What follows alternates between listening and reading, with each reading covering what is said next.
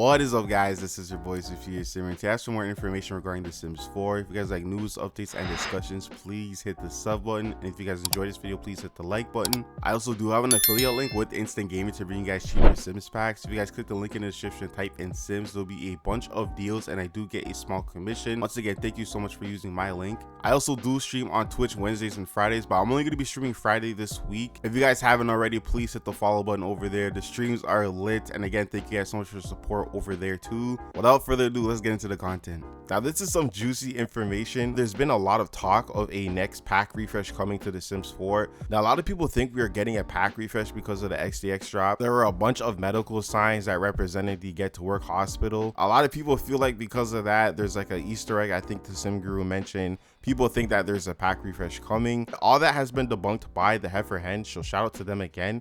He said one of the gurus has basically confirmed / ruled out any future pack refreshes, but implying that none are in the works. Also confirmed that the Get to Work signage is not a hint for a refresh either. They just wanted to add continuity. And for continuity purposes, that makes a lot of sense. You know what I mean? Adding like just the hospital signs to different places just to kind of match what we have and Get to Work, because that's the only hospital that we have. So reading the last little bit of what SimGuru Ash said, she said, I don't know about a refresh as a heavy as Spa Day, but refreshes to update packs would be great. So it seems like the Sims team, or at least her in particular, like are not against doing refreshes.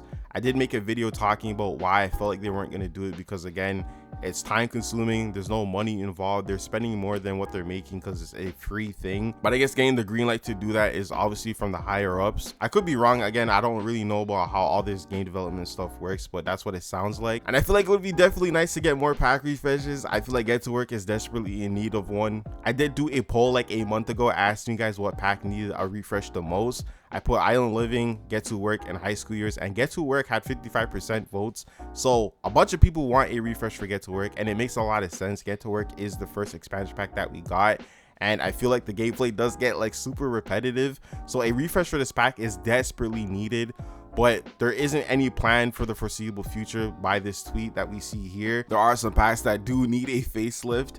And I don't know, I feel like a pack refresh would be a really good opportunity to bring in some old players and some new ones.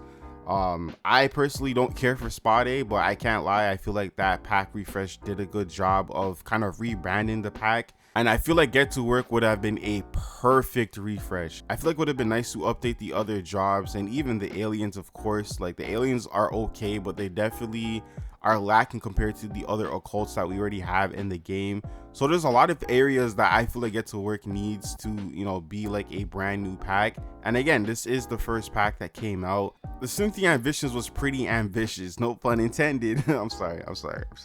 But you know, the game had a lot of different professions. It was open world. There were so many things you could do.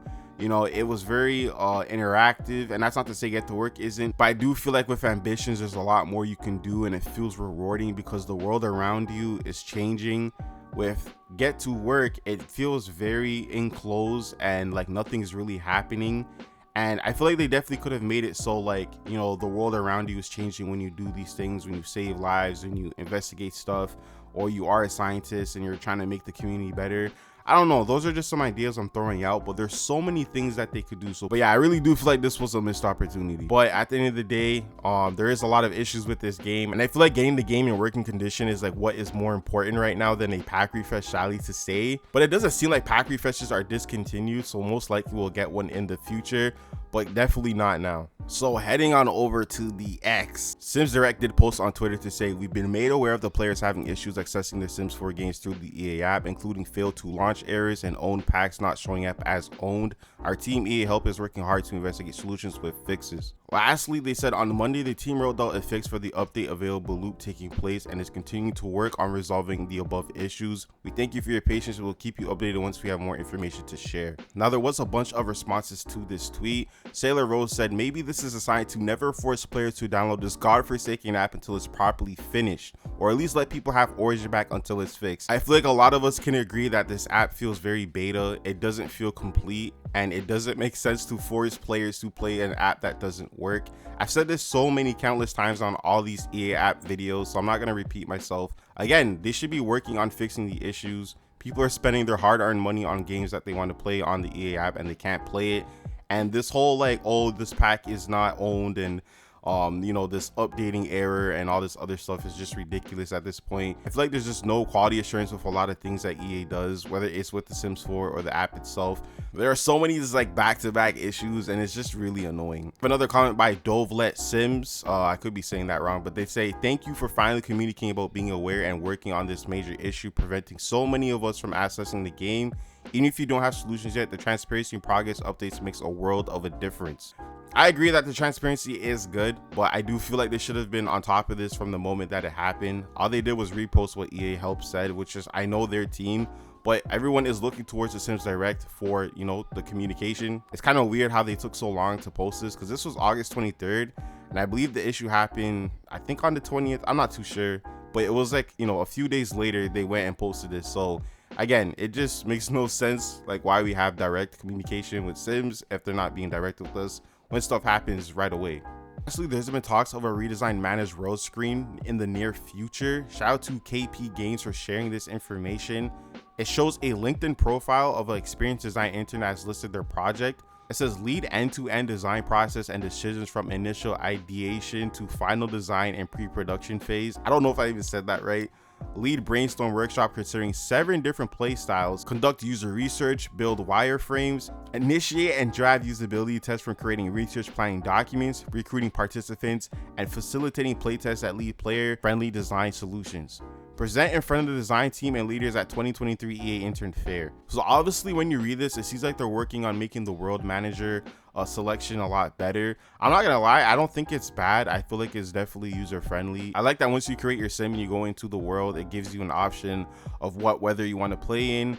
Usually, I know with the past games you have to like kind of change it within like the world menu, but it does it right from the beginning, and then you just play with those seasons, and then you just pick a world to play in, and then you just go from there.